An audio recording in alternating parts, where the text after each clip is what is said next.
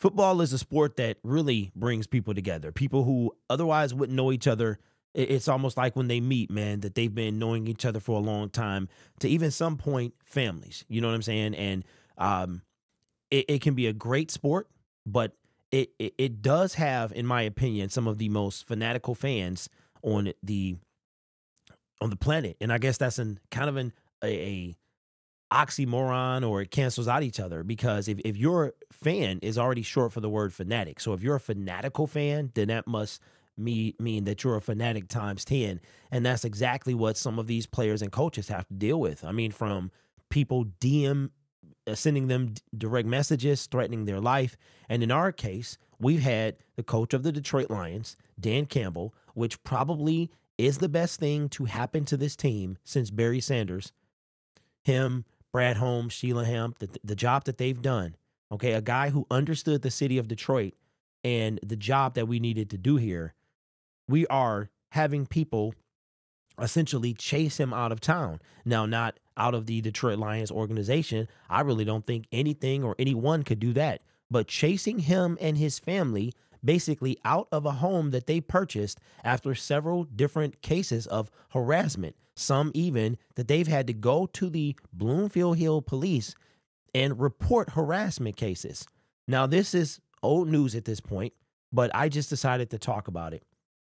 Coming from Adam Schefter a couple moments ago, says Lions head coach Dan Campbell is selling. Now, his home has already been sold. He's selling his suburban home, Detroit home, to get more privacy. It's just that people figured out where we live when we lost. He told the business firm that is representing selling his home. Now, Dan Campbell's house is sold. Him and his family are already gone, so they are out of harm's way in that particular location. The home sold in 24 hours. But here's the thing, and this is like the dark side of being a personality. It really is that when we lost to the Dallas Cowboys, his information was doxed. And for those of you who are not on the internet, that is a term where your private home information is made public. You can go find it, and somebody put it out, and from the Dallas Cowboys loss, people were extremely upset about that. They've been bothering this man after certain losses. So the Dallas Cowboys is, I'm assuming, where it began. Then the NFC title game, I can only imagine where that was. And now the situation with the Tampa Bay Buccaneers. Now, ironically, those are the last 3 times the Detroit Lions lost.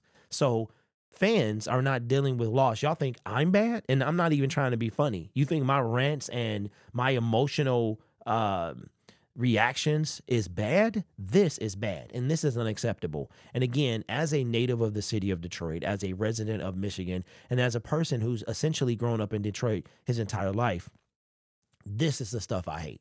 I hate this, man, because it's always going to come back to the city. You know what I'm saying? I'm seeing Lions fans be better.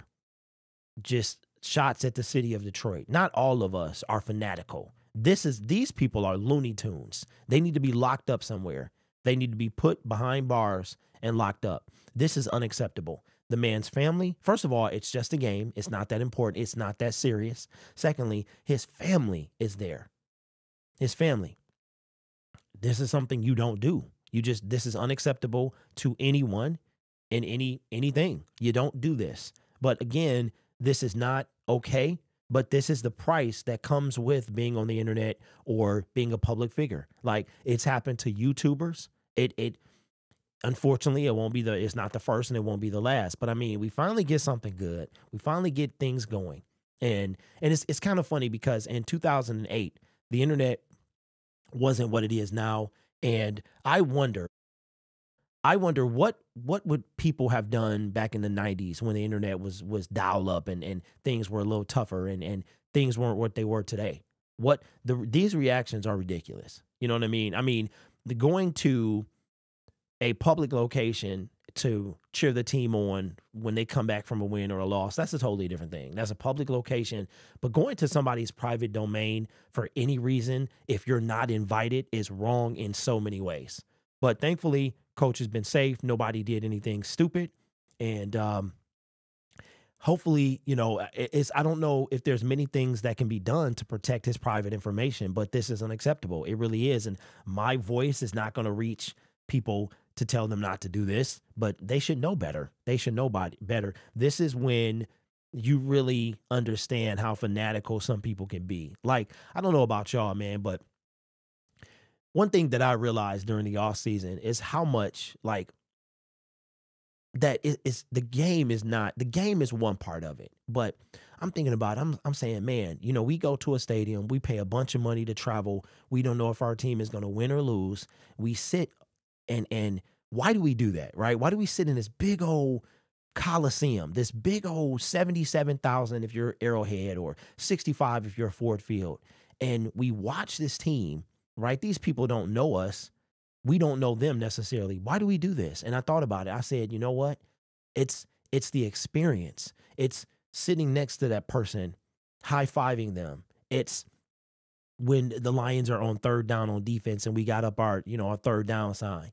It's the togetherness. You know what I'm saying? The experience of that whole journey. And I can speak for going to Arrowhead and going to Minnesota when the Detroit Lions won that game to clinch the NFC North last year. It was something, man. And the playoff game, how we all came together like we're fighting. Should we wear a Stafford jersey or should we not? Should we give him an ovation and should we not? By the way, we did not. I didn't hear any cheers for him. But also I was walking around, coming back to my seat, which took like a half hour, 45 minutes. But I didn't hear anybody cheer for Stafford. I mean, it might have happened, but we're doing all of that. And then we come together with the Jared Goff chant. And yes, I still believe in Jared Goff. That's not even a question. But how sometimes people can take it too far, and this is too far. So I hope that just it doesn't happen again. I mean, somebody took this way too far. I hope they find the person or have found the person. And just a reminder to everybody, man, it's not that serious. It's not that serious. You know what I'm saying? Like, this is ridiculous. And again, I wanted to talk about this yesterday, but yesterday was a super busy day and I'm just getting around to it today. So anyway, I'm glad Coach and his family is safe. If you care what I say or you have any ounce of brain or integrity, just please do not do stuff like this. A person's home is his private, him or, their private domain. That's the point where they get to detox and it's private. That's the number one thing. His home information is private, man, just like everybody else's. So it's a shame that stuff is so easy to find. It really is, man. And I don't know if you guys knew this, but if you have a website, they have a domain, right?